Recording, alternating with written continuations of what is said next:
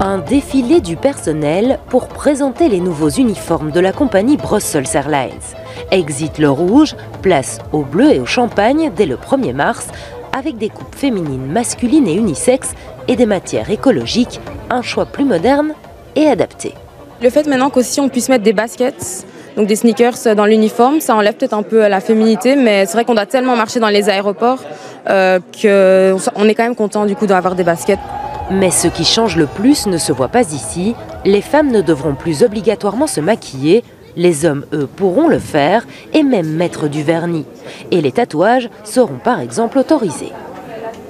Moi, personnellement, je serai toujours en maquillage parce que ça fait partie, et moi, mes rouges-lèvres, j'adore. Je serai toujours en maquillage parce que ça fait partie, je trouve, de mon look d'être hôtesse de l'air. Et il faut évoluer. Je peux maintenant avoir un peu plus de boucles d'oreilles qu'avant. On pourrait qu'avoir 2 boucles d'oreilles. Alors, je trouve ça très bien. Un assouplissement qui plaît au personnel. Je ne vais pas maquiller, etc. parce que c'est pas dans mon style tout simplement.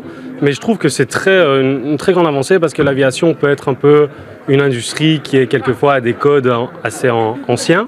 Et donc c'est une grande avancée et ça permet aussi à tous nos collègues, peu importe d'où ils viennent, peu importe la façon dont ils sont, de se sentir inclus. Si l'on se replonge dans le passé, les hôtesses avaient une toute autre conception de ce qu'elles devaient représenter, comme Nicole dans les années 60. Bien sûr, c'est pas l'uniforme qui fait l'hôtesse.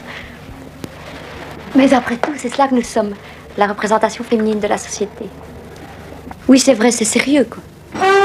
Elles sont même pendant longtemps considérées comme des icônes du style, avec des uniformes créés par de grands créateurs, Dior ou encore Balenciaga en France, et chez nous Olivier Strelli.